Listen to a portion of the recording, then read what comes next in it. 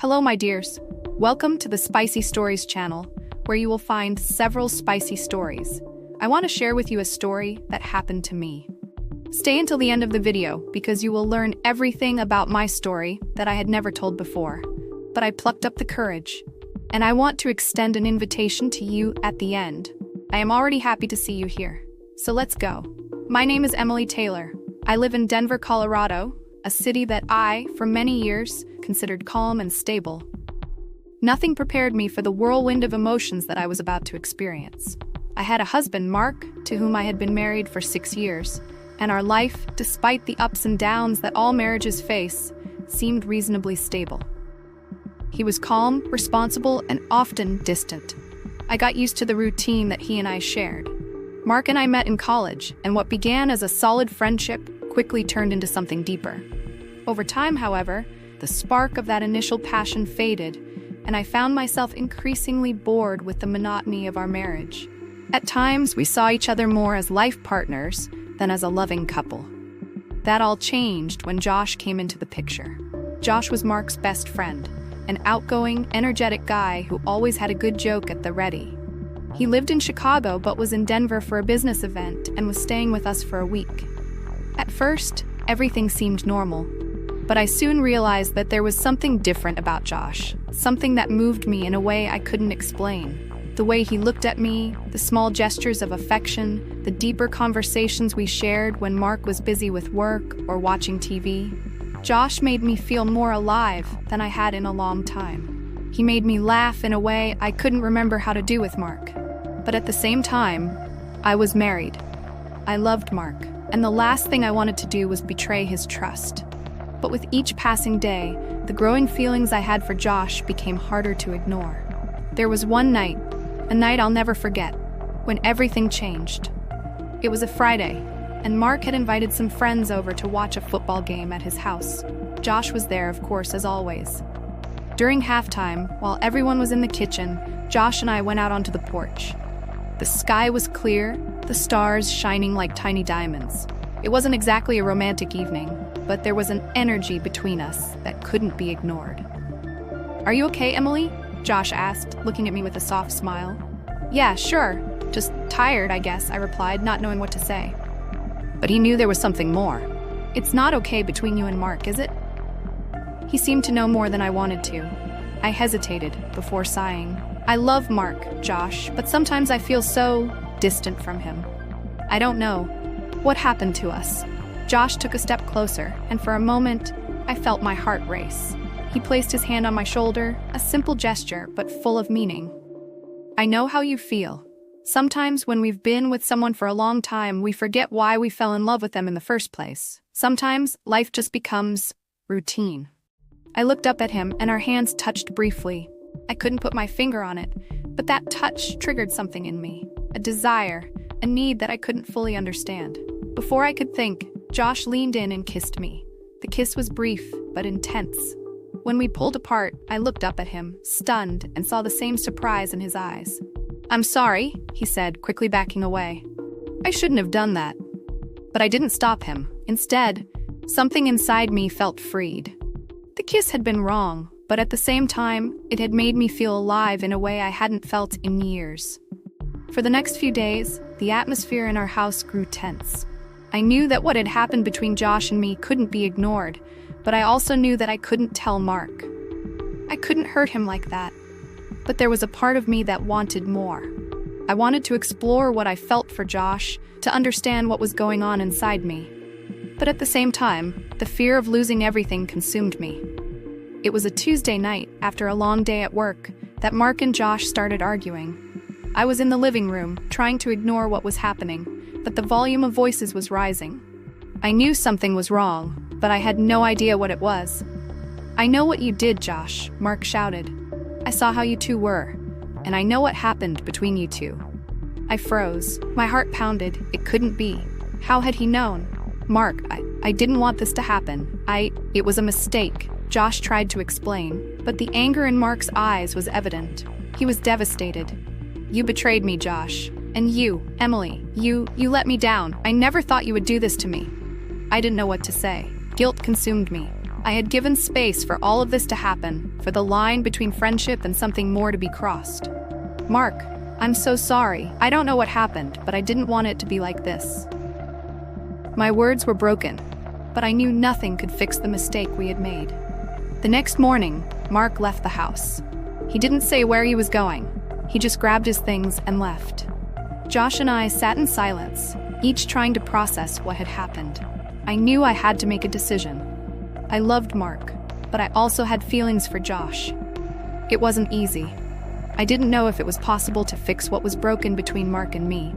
And deep down, I knew that my friendship with Josh would never be the same after that night. Days passed and Mark came back, but the tension still hung in the air. He didn't talk much about what had happened, but the resentment was visible. Josh, on the other hand, seemed to be trying to repair things, but he was also hurting. What had started out as a solid friendship was in ruins, and I was to blame. In the end, I made a decision. I knew I had to be honest with myself and with everyone around me. I had to talk to Mark, clear things up, and try to rebuild what had been broken. But to do that, I would have to give up some things. Mark and I finally had a heart-to-heart talk. I explained what had happened, expressed my regret, and he, after many days of silence, finally forgave me. But our relationship would never be the same. I didn't know if we could ever go back to the way it was before. And Josh? Well, our friendship was never the same. After many arguments and attempts to fix things, we realized that our bond had changed irreversibly. Life moved on, but something inside me changed forever. I learned that when you let your feelings get mixed up with your actions, the impact can be devastating. I knew I couldn't go back. The feeling of guilt I carried was immense, a constant pressure in my chest, as if I were breathing with difficulty. The kiss with Josh was a mistake, but also a painful discovery. I no longer knew what I wanted, and this emptiness inside me was increasingly difficult to ignore. Mark was home, but he wasn't like before. He avoided looking directly at me.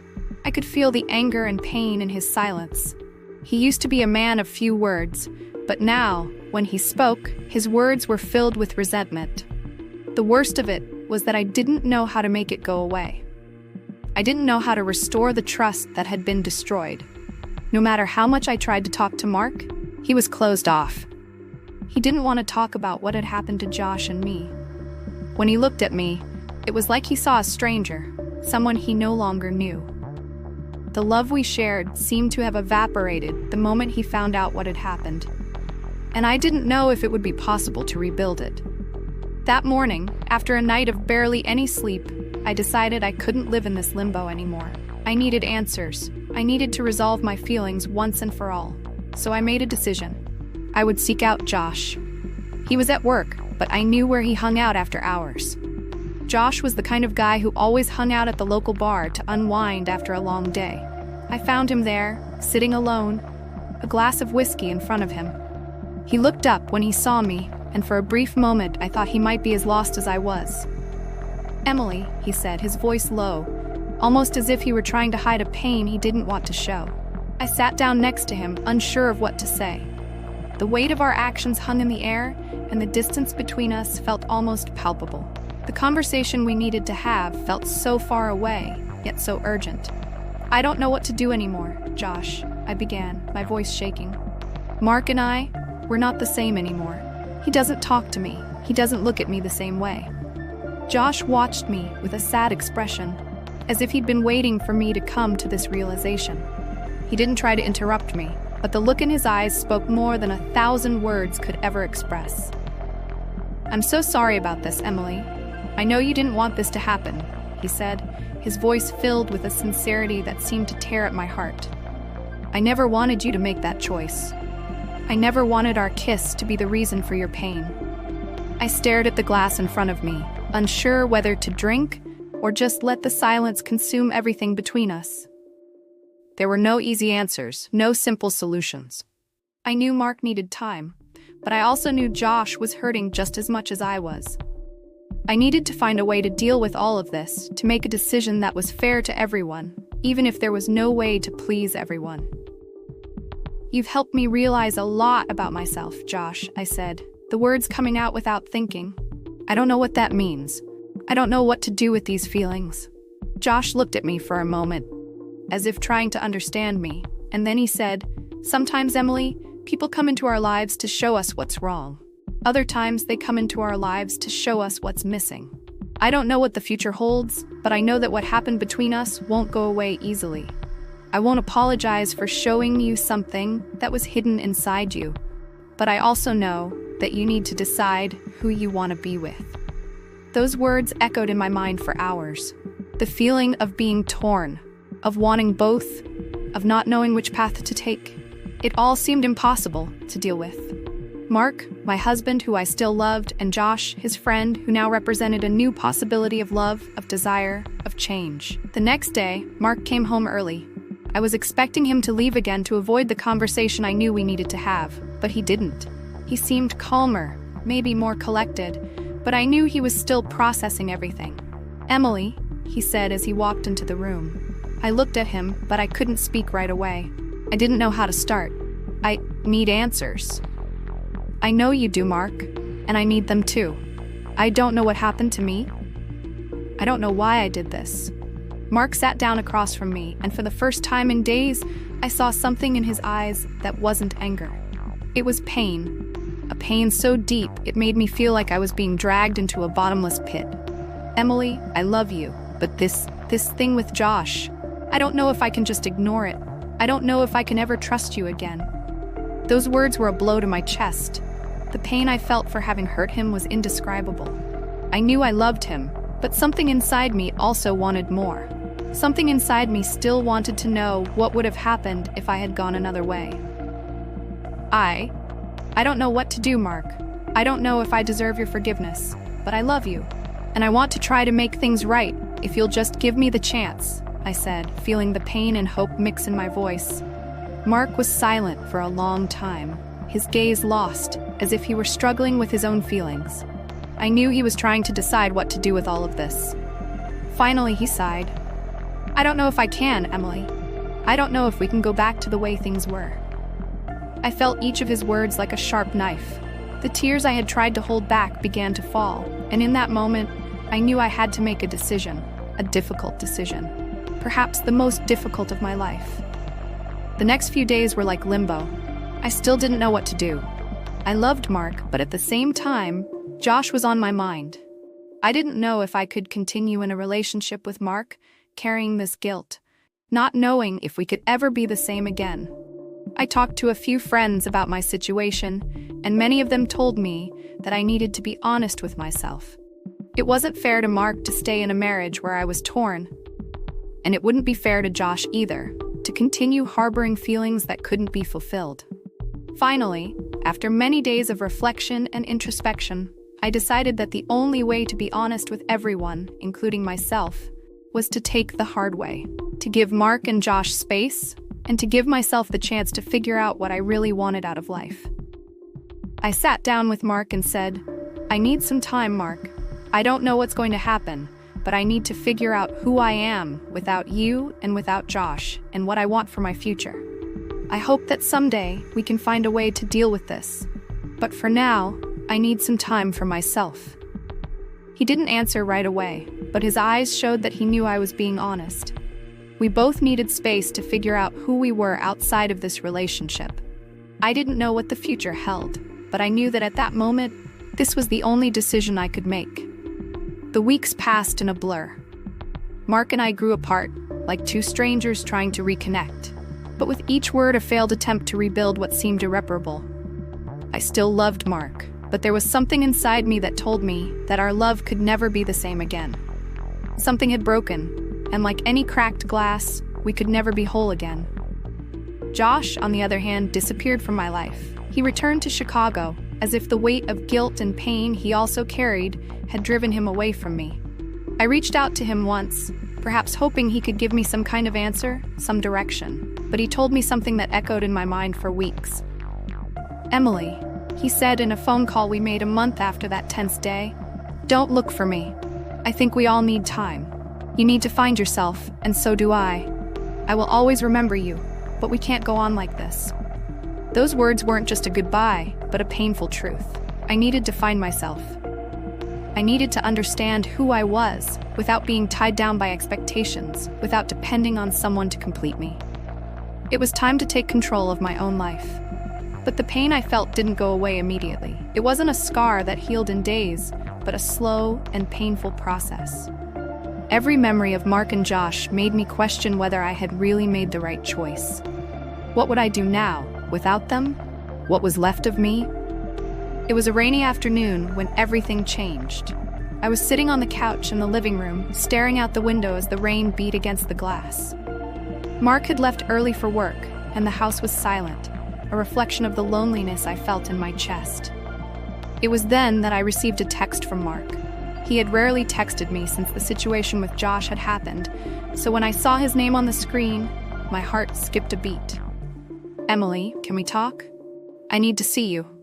I hesitated for a moment. I was afraid to face the unspoken words between us, but I knew I needed to. Maybe, finally, we could find some peace. When he arrived, he was visibly calmer. His eyes, though still marked by pain, reflected a certain serenity, as if he had been on an internal journey as well. He sat in the chair across from me and was silent for a long moment, as if trying to gather his courage. I've thought a lot about everything, about what happened between us, about how we were. I've always been the kind of man who believes that love is something you build, that you maintain with effort. But I've also realized that sometimes love isn't enough. Sometimes people lose each other. I looked at him, unsure of what to say. The pain was still there, but there was something else too. A deep sadness, but also an understanding of what we needed to do to move on. "I'm not the man you married anymore, Emily," he continued, his voice soft. "And you're not the woman I knew anymore. But that doesn't mean there can't be good in both of us. Our love may not be what it used to be, but we can still be better people, on our own." I felt my heart tighten, but at the same time, something inside me felt relief. Finally, he was accepting that our lives were going down different paths. Not because we didn't love each other, but because love sometimes needs more than just the good times. It needs space, understanding, and sometimes goodbyes. "Mark," my voice trailed off. "I can't promise you that I'll be the same person I was before, but maybe the best thing I can do now is go my own way, alone, for a while." He smiled slightly, although his eyes were still filled with a sadness that I couldn't cure. "I know, Emily, I know. I want you to be happy, really. And I need to find my own happiness too. I know that one day it will make sense for both of us." It was a painful goodbye, but a necessary one. I knew that what we had was precious, but that it was no longer possible to keep it. All that was left now was respect for who we were and the desire to grow apart. After Mark left, I was alone, but this time, it wasn't a loneliness that consumed me. It was a silence full of possibilities. I didn't know what the future held for me, but I felt that I was finally at peace. I could learn to be myself again. It was a few months later that my life finally began to take a new direction. I signed up for a photography course, something I had always wanted to do, but never had the courage to try. And as the days went by, I rediscovered a part of myself that had been forgotten. I also started traveling more, exploring the city and beyond, meeting new people, absorbing new experiences. It was on one of these trips that I met a group of artists who, like me, were searching for something deeper in their lives. They taught me the importance of looking within and understanding what truly made me happy. The pain I felt from hurting Mark and hurting Josh was still there, but it had become a part of who I was, a lesson that taught me the value of being honest with myself. I could no longer live according to other people's expectations. I needed to be the best version of myself, regardless of the mistakes I made. The most surprising thing of all was that, even after everything that happened, my friendship with Josh grew stronger. He and I were no longer trying to figure out what happened between us. We were just happy that we had found each other at some point in our lives, even if it was painful. I learned to value him in a way that was not about passion, but about mutual respect. I never knew what happened to Mark after our conversation, but somehow I knew that he was also finding his way. What I knew for sure was that we were both growing up, despite the hardships. Time is a funny thing. It heals wounds, but it also changes us. I knew that one day Mark and I would be able to look back and, with understanding, remember what we were. And maybe even find ourselves again, but not as we were before, as something different, something better. And so, as I looked out the window of a cafe on a cold morning, I smiled at what was to come, because finally, I was starting to love myself again. I'm glad you made it this far. Now I want to invite you to subscribe to the channel, if you haven't already, to receive all of our videos. Like, share, and leave in the comments what you thought of my story. I promise I'll read and like your comment. I'll stop here and see you in the next video, okay? See you then.